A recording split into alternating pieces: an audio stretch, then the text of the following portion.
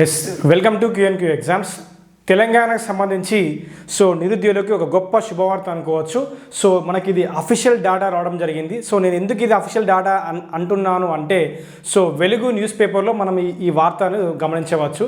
ఎందుకంటే వెలుగు news paper ఎవరికి సంబంధించిందంటే మన state minister he's sir Vivek Venkataswamy గారు. Telangana state labour and employment minister. We can directly ఈ జీపీఓ నోటిఫికేషన్ మీద మనం 100కి 200%, 100కి 200% మనం నమ్మకం పెట్టుకోవచ్చు. ఖచ్చితంగా నోటిఫికేషన్ అనేది రిలీజ్ కాబోతుంది. అయితే ఈ వీడియోలో వేకెన్సీస్ గురించి చూస్తున్నారు మీరు ఆల్రెడీ. ప్రొబేషన్ పీరియడ్ ఉంది. అండ్ ఎంత ప్రొబేషన్ పీరియడ్ ఎన్ని ఇయర్స్ ఉంది, 1 ఇయర్ ఉందా, 2 ఇయర్స్ ఉందా, ఎంత ఉందో చూద్దాం. అదేవిధంగా బాండ్ ఏమైనా ఉందా అది కూడా చూపిస్తాను నేను మీకు. అండ్ దీనికి సంబంధించి కొత్తగా ఓటీఆర్ అనేది ఓటీఆర్ చేసుకోవాలా తప్పనిసరిగా అది కూడా చూద్దాము. అండ్ న్యూ రూల్స్ ఏంటిది, అండ్ నోటిఫికేషన్ రిలీజ్ డేట్ ఏంటిది, ఓకేనా. అండ్ ఏజ్ అండ్ అర్హత పూర్తి వివరాలు మనం ఈ వీడియోలో చూద్దాం. చాలా మటుకి కన్ఫ్యూజ్ అవుతున్నారు. ఇది జీపీఓ గ్రామ పాలన ఆఫీసర్. కాబట్టి దీనికి ఒరిజినల్ సిలబస్ ఏంటిది, నేను చాలా చోట్ల నాకున్న సమాచారం ఏంటిదంటే ఈ జీపీఓ సిలబస్ అనేది గ్రూప్ 4తో కంపేర్ చేస్తున్నారు అండ్ VROతో కంపేర్ చేస్తున్నారు. బట్ ఈ జీపీఓ సిలబస్ అనేది అలా ఉండదు. ఒరిజినల్ సిలబస్ ఏంటి నేను పూర్తిగా చూపిస్తాను మీకు, ఓకేనా. ఎవరైతే తెలంగాణ అభ్యర్థులు మన తెలంగాణ నిరుద్యోగ మిత్రులు కొత్తగా జాబ్ అప్డేట్స్ కోసం ఎదురు చూస్తున్నారు, దయచేసి మన ఛానల్ని సబ్స్క్రైబ్ చేసుకొని పెట్టుకోండి. మరింత రియల్ టైం అప్డేట్స్ మీకు ఇవ్వడానికి ప్రయత్నం చేస్తాను, ఓకేనా. రైట్. డైరెక్ట్ రిక్రూట్మెంట్ జీపీఓ పోస్టులు మనకు వెలుగు న్యూస్ పేపర్ నుంచి మనకు ఈ వార్త అందడం జరిగింది, ఓకేనా. రైట్. ఆల్రెడీ చెప్పినాను, ఇది అఫీషియల్గానే పరిగణించాల్సిందే ఖచ్చితంగా, ఓకే. అందులో ఎటువంటి సందేహం లేదు, ఓకే. దీనికి ప్రామాణికమైన అర్హత ఏంటిది అయ్యా అని మనం జాగ్రత్తగా చూసినట్టయితే డిగ్రీని క్వాలిఫికేషన్గా నిర్ణయించడం జరిగింది, ఓకేనా. డిగ్రీని క్వాలిఫికేషన్గా నిర్ణయించడం జరిగింది. ఎవరైతే ఓపెన్ డిగ్రీ చేసినా పర్వాలేదు, రెగ్యులర్ డిగ్రీ చేసినా పర్వాలేదు, నువ్వు BSc చేసినా పర్వాలేదు, BA చేసినా పర్వాలేదు, ఎనీ బీటెక్ చేసినా పర్వాలేదు, బట్ మీకు మినిమం డిగ్రీ అర్హత ఉంటే ఖచ్చితంగా మీరు అప్లై చేసుకోవచ్చు.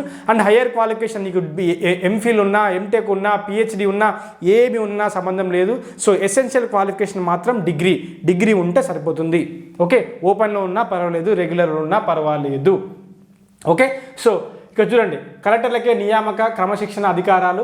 మీ యొక్క ఉద్యోగం యొక్క మీ యొక్క సూపర్విజన్ ఎవరి చేతిలో ఉంటుందంటే డిస్ట్రిక్ట్ కలెక్టర్ ఆఫీస్ చేతిలో ఉంటుంది. ఈ నోటిఫికేషన్ని మీరు దేనితోని రిలేట్ చేసుకోవాలి అనుకుంటే JPS రిలేట్ చేసుకోవచ్చు, జూనియర్ పంచాయత్ సెక్రటరీతోని రిలేట్ చేసుకోవచ్చు. 2018లో సేమ్ 2018లో 9,000+ వేకెన్సీస్, 9K+ వేకెన్సీస్ మనకు రిలీజ్ కావడం జరిగింది రిగార్డింగ్ JPS సంబంధించి. ఇప్పుడు JPS ప్లేస్లో మనము ఖచ్చితంగా జీపీఓని ఊహించుకోవచ్చా అంటే ఖచ్చితంగా ఊహించుకోవచ్చు. బట్ జీపీఓకి కొంచెం ఈ జాబ్ కొంచెం లెవెల్ని పెంచుతున్నారు, అదేవిధంగా శాలరీ కూడా పెంచుతున్నారు అండ్ బాధ్యతలు కూడా పెంచుతున్నారు. అదర్ దాన్ జీపీఎస్ కన్నా ఒక రెండింతలు ఎక్కువగా అనుకొని చెప్పుకోవచ్చు, ఓకేనా. రైట్. అయితే ఈ ఎన్ని వేకెన్సీస్ అయితే గ్రీన్ సిగ్నల్ కూడా వచ్చిందని మెన్షన్ చేస్తున్నారు చూడండి. భారీ ఎత్తున ఉద్యోగాల భర్తీకి భారీ ఎత్తున ఉద్యోగాల భర్తీకి గ్రీన్ సిగ్నల్కు ఇచ్చింది అని కూడా ఉంది. నెక్స్ట్, కొత్తగా గ్రామపాలన ఆఫీసర్ పోస్టులను సృష్టిస్తూ ఏకంగా 10,954 వేకెన్సీస్ ఎన్ని. ఏకంగా మీకు చూడొచ్చు 10,954 వేకెన్సీస్, 10,954 వేకెన్సీస్. అప్రాక్స్ 11,000 కూడా మీరు చెప్పుకోవచ్చు, ఓకే. విధి విధానాలు కూడా ఖరారు చేసింది, గ్రీన్ సిగ్నల్ వచ్చిందని చెప్పినారు.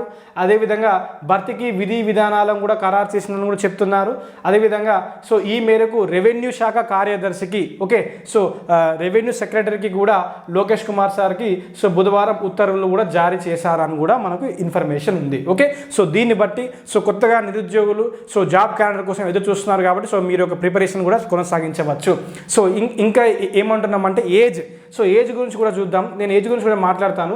జనరల్గా మన తెలంగాణలో క్రితం నోటీస్లో రిక్రూట్మెంట్స్లో మనకు మ్యాక్సిమం ఏజ్ లిమిట్ ఎంత ఇచ్చినారంటే 18 నుంచి 44 వరకు ఇవ్వడం జరిగింది, ఓకే. ఫ్రమ్ 18 నుంచి 44 వరకు ఇవ్వడం జరిగింది. 18 నుంచి 44 ఇయర్స్ వరకు ఇచ్చినారు, ఓకే. మరి కాంగ్రెస్ ప్రభుత్వం వచ్చినప్పటి నుంచి job every year annual calendar అంటున్నారు కాబట్టి మనకు ఇయర్స్ కొంచెం డిలే అయింది కాబట్టి సో దీన్ని ఒక +2 ఇయర్స్ పెంచుతారు అని నేను అనుకుంటున్నాను. ఓకే, సో +2 ఇయర్స్ పెంచుతారు అని అనుకుంటున్నాను, బట్ చూద్దాం. So that is our goodness అని చెప్పుకోవచ్చు. Okay, right. So next okay, so విద్యార్హతను డిగ్రీగా నిర్ణయించడం జరిగింది అని చెప్పినారు. ఓకే, సో డైరెక్ట్ రిక్రూట్మెంట్ ద్వారా, అంటే దట్ మీన్స్ ఎగ్జామినేషన్ ద్వారా నిర్ణయిస్తారు అని చెప్పినారు. Okay, right. సో మరి ఇది ఎలా అంటే జిల్లా వైజ్ వేకెన్సీస్ అనేది మీకు టేబులేట్ చేస్తారు. సో సేమ్ జేపీఎస్ లాగా ఏ జిల్లాలో ఎన్ని వేకెన్సీస్ ఉన్నాయి సేమ్ అలాగానే ఈ రిక్రూట్మెంట్ కూడా అలాగే రాబోతుంది. జిల్లా wise vacancies and category wise vacancies కూడా ఉండడం జరిగింది. అయితే సో దీనికి ప్రొబేషన్ ఏమైనా ఉందా అంటే ఎస్ ప్రొబేషన్ ఉంది. బాండ్ ఏమైనా ఉందా అంటే ఎస్ బాండ్ కూడా ఉంది, చూపిస్తాను. కొంచెం కొత్త వారికి 3 ఏళ్ళు ప్రొబేషన్. ఎన్ని ఇయర్స్ అండి? 3 ఇయర్స్ ప్రొబేషన్ పెట్టినారు ఈసారి. 3 ఇయర్స్ ప్రొబేషన్ పెట్టినారు. సో జేపీఎస్ కూడా ప్రొబేషన్ పెట్టినారు. సో దీనికి కూడా 3 ఇయర్స్ ప్రొబేషన్ పెట్టారు. ఎందుకు నేను జేపీఎస్తో కంపేర్ చేస్తుందంటే సో జూనియర్ పంచాయత్ సెక్రటరీ 2018లో కూడా వాళ్ళకు కూడా ప్రొబేషన్ ఇచ్చినారు. సో ఇయర్ కూడా ప్రొబేషన్ ఉంటుంది. మీరు జిల్లా కలెక్టర్ యొక్క సూపర్విజన్లో ఉంటారు, అది గుర్తుపెట్టుకోండి. మిమ్మల్ని తీసేయాలన్నా మిమ్మల్ని కొనసాగించాలన్నది జిల్లా కలెక్టర్ చేతిలో ఉండడం జరుగుతుంది. మోస్ట్ ఆఫ్ ది కేసెస్ అలా జరగదు. సో ఖచ్చితంగా మనం ఎంపికైన అభ్యర్థులు ఖచ్చితంగా క్రమశిక్షణను ఖచ్చితంగా పాటిస్తారు. అది రూల్ ఆఫ్ రిక్రూట్మెంట్ కాబట్టి. సో కొత్తగా గ్రామ పాలన ఆఫీసర్గా విధుల్లో చేరే అభ్యర్థులకు ప్రభుత్వం కఠిన నిబంధనలు విధించింది. So new rules and strict rules అన్నారు. సాధారణంగా ప్రభుత్వ ఉద్యోగాల్లో ఉండే 2 ఏళ్ల ప్రొబేషన్ కాకుండా సో డైరెక్ట్ రిక్రూట్మెంట్ ద్వారా వచ్చిన వారికి ప్రొబేషన్ కాలాన్ని 3 ఏళ్లుగా నిర్ణయించడం జరిగింది. 3 ఇయర్స్. ఓకే, సో వీరి పనితీరును 3 ఏళ్ల పాటు క్షుణ్ణంగా పరిశీలించనున్నారు under the supervision of district collector. అదే సమయంలో బదిలీపై వచ్చే పాత ఉద్యోగులకు మాత్రం 7 ఏడాది ప్రొబేషన్. వాళ్ళ గురించి మనకు సంబంధం లేదు, మనకు నిరుద్యోగులే ముఖ్యము. సో ఎంపికైన అభ్యర్థులు విధుల్లో చేరే ముందు ప్రభుత్వానికి తప్పనిసరిగా బాండ్ రాసివ్వాల్సి ఉంటుంది.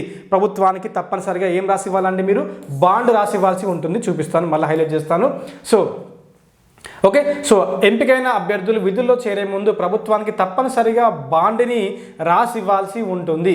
శిక్షణ పూర్తి చేసుకొని నిర్ణీత కాలం పాటు ఖచ్చితంగా సర్వీస్లో కొనసాగాలి. ఒకవేళ మీరు బాండ్ రాసి కూడా మళ్ళీ మీరు within 3 years less than 3 years of టైంలో వెళ్ళిపోతారు అనుకుంటే, ఒకవేళ మధ్యలోనే ఉద్యోగం మానేస్తే శిక్షణకు ప్రభుత్వం చేసిన ఖర్చుతో పాటు అప్పటిదాకా తీసుకున్న జీతభత్యాలు వెనక్కి తిరిగించాల్సి ఉంటుంది. అది ఉత్తర్వుల్లో స్పష్టంగా చేశారు ఉంటుందని ఉత్తర్వుల్లో స్పష్టంగా మెన్షన్ చేసినారని ఉండడం జరిగింది. ఓకేనా, రైట్. సో కలెక్టర్లే సుప్రీం, నేను చెప్పినాను కదా. సో కలెక్టర్లే supreme under the supremacy of collectors. So ఈ పోస్టు నియామకం పర్యవేక్షణ బాధ్యతలను ప్రభుత్వం పూర్తిగా జిల్లాలకే అప్పగించింది. చెప్పినాను కదా, జిల్లా వైజ్ వేకెన్సీస్ వస్తున్నాయి under the supervision of collector. Okay, ఒక యూనిట్గా పరిగణించి నియామకాలు చేపడతారు. ఈ పోస్టులకు సంబంధించి అపాయింట్మెంట్ అథారిటీ నియామక అధికారిగా ఆయా జిల్లాల కలెక్టర్కి అధికారం కట్టబెడతారు. Same like JPS. Okay, same like JPS. మీ యొక్క నియమ నిబంధనలు, నియామకాలు, appointment letters, everything, document verification అన్నీ మీ యొక్క డిస్ట్రిక్ట్ కలెక్టర్ ఆఫీస్లోని పంచాయతీరాజ్ డిపార్ట్మెంట్ అని ఉంటుంది. సో మీ యొక్క డిస్ట్రిక్ట్ కలెక్టర్ ఆఫీస్లో పంచాయతీరాజ్ డిపార్ట్మెంట్ అని ఉంటుంది కదా. సో పంచాయతీ డిపార్ట్మెంట్లో మీకు మొత్తం మీ యొక్క ప్రాసెస్ అంతా అక్కడే జరుగుతుంది. బట్ రిక్రూట్మెంట్ అనేది స్టేట్ వైజ్గా జరుగుతుంది, అందరితో ఆల్ ఓవర్ తెలంగాణ. అయితే సో నెక్స్ట్ ఇప్పుడు దీనికి ఓటీఆర్ తప్పనిసరియా అని అంటే నేను దీని గురించి క్లారిటీ ఇస్తాను. ఓటీఆర్ మన అవసరమా అంటే చెప్తాను, ఒక్క నిమిషం. So in previous junior Panchayat secretary సంబంధించిన రీసెంట్గా మన Telangana Panchayati Raj department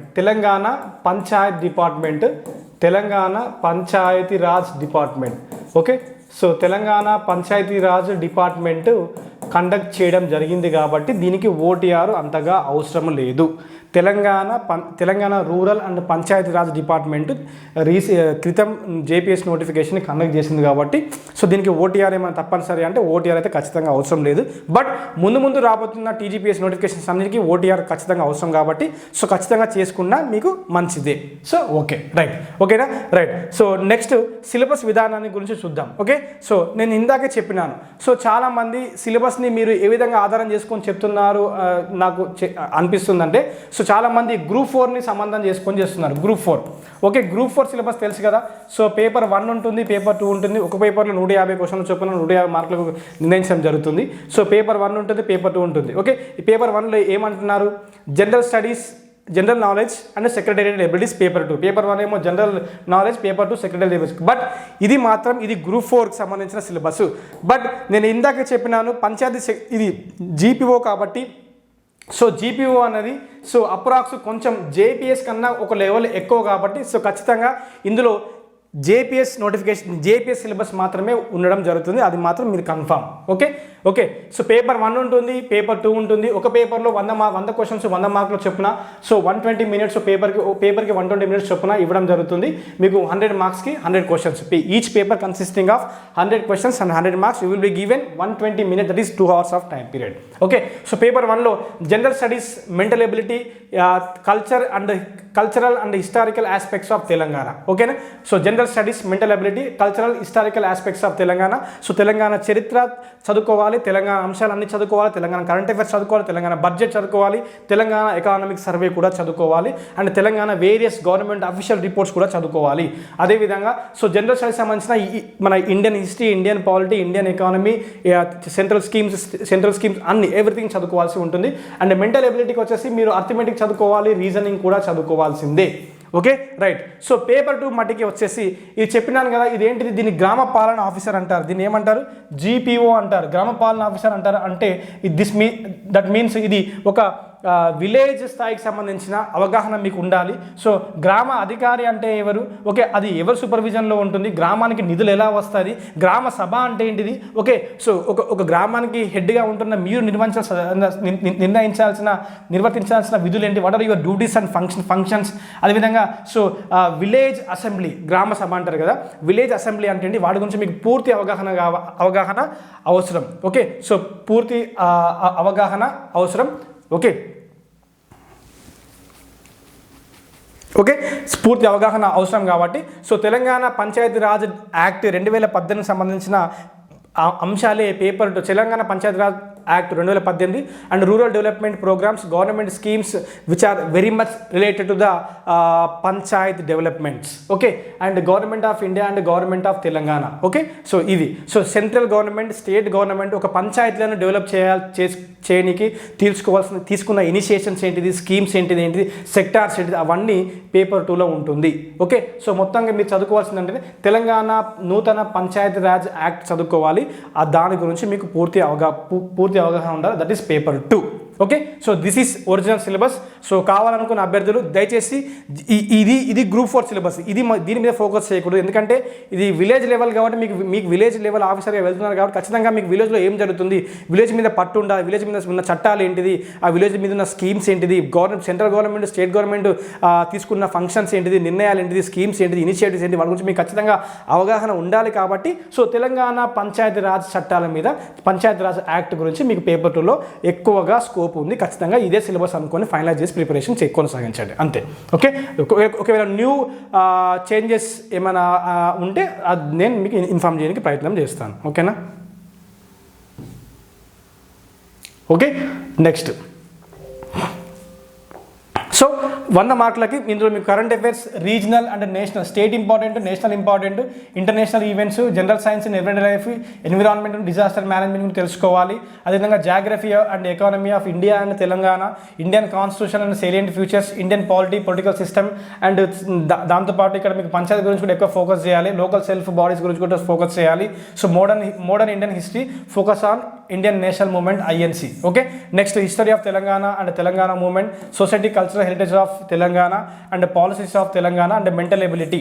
so mental ability, reasoning ఉంటుంది అండ్ అర్థమెటికల్ ఎబిలిటీస్ కూడా ఉంటాయి. సో చెప్పలేము, ఒకవేళ ఇంగ్లీష్ యాడ్ చేస్తే చూద్దాం తర్వాత సంగతి. ఓకే, ఇంటిమేషన్ ఇస్తాను మీకు.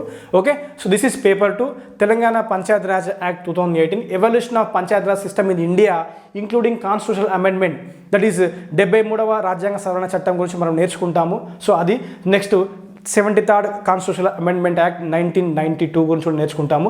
Reports of various committees, roles, reports of అంటే Ashok Mehta committee, so different 2 tier panchayat system, 3 tier అలా ఉంటాయి కదా, మీరు నేర్చుకుంటారు ఇక్కడ అందులో. So roles and responsibility of panchayat secretary. So ఇక్కడ మీకు ఏమి ఇస్తారంటే roles and responsibility of GPO అని ఇవ్వడం జరుగుతుంది అంతే.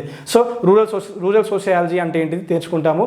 And flagship rural development schemes, rural development departments of government of India and Telangana, ఇందాక చెప్పినాను ఆల్రెడీ. అండ్ రూరల్ ఎకానమీ చాలా ఇంపార్టెంట్. సో ఆర్టిసన్స్ గురించి బాగా అడుగుతారు. ఆర్టిసన్స్ అంటే ఏంటిది, ఎస్హెచ్జి గ్రూప్స్ ఆర్టిసన్ గురించి అడుగుతారు, సెల్ఫ్ హెల్ప్ గ్రూప్స్ గురించి కూడా అడుగుతారు. ఓకే, సో తర్వాత మహిళా నిధి, ఒక రూరల్ ఎకానమీలో సో మహిళా నిధి పథకాలు కూడా చాలా ప్రామినెంట్ రోల్ని ప్లే చేస్తాయి, వాటి గురించి కూడా అడుగుతారు. అండ్ కమ్యూనిటీ ఆర్గనైజేషన్ అది కూడా అడుగుతారు. So women empowerment and welfare schemes with respect to rural panchayats. So revenue and expenditure management of local bodies and accounting and administrating funds through various schemes, అది కూడా ఇంపార్టెంట్. ఇలా అడగడం జరుగుతుంది. ఇదైతే మీరు స్క్రీన్ షాట్ తీసుకోవచ్చు. So this is complete information అండి. So మీ యొక్క ప్రిపరేషన్ అయితే కొనసాగించండి.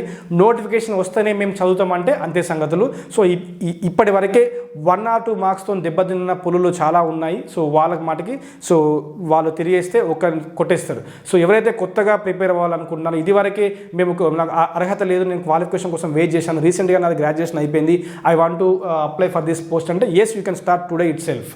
This is humble advice. Okay, so ఇది అండి. సో మీకు మళ్ళీ కావాలి అనుకుంటే సో మన ఛానల్ని సబ్స్క్రైబ్ చేసుకోండి. మరిన్ని జీపీఓ అప్డేట్స్ ఇవ్వడానికి నేను ప్రయత్నం చేస్తాను. కుదిరితే లైక్ చేయండి, మీ మిత్రులకు షేర్ చేయండి. ఓకేనా? సో నోటిఫికేషన్ ఎప్పుడు, నోటిఫికేషన్ ఎప్పుడు అది చెప్పడం మర్చిపోయాను కదా. సో నోటిఫికేషన్ ఎప్పుడు అని అంటే సో మీకు ఉగాదిలోగా వచ్చే అవకాశాలు ఉన్నాయి. ఉగాదిలోగా వచ్చే అవకాశాలు ఉన్నాయి.